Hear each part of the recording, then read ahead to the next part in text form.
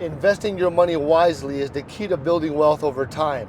The first step is to understand your financial goals, whether you're saving for retirement, for a major purpose, or simply growing your wealth.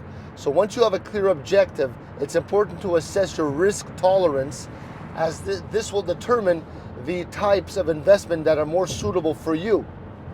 One common option is the stock market, which offers potential for high returns but also carries a higher level of risk. Now, by purchasing shares in companies, you have the opportunity to benefit from their growth. Diversifying your investments across different sectors can help reduce the risk.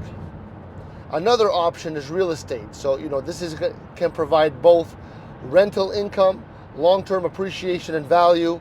Real estate investments require more upfront capital and may involve more management, but they can offer stability over time. Personally, I like investments better. I don't want to deal with people.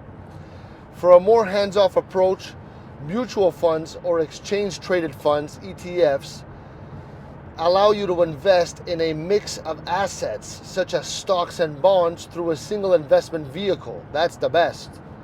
This offers diversification without needing to pick individual stocks. All right? Regardless of what you choose to invest, it's important to stay informed, be patient, and avoid trying to time the market.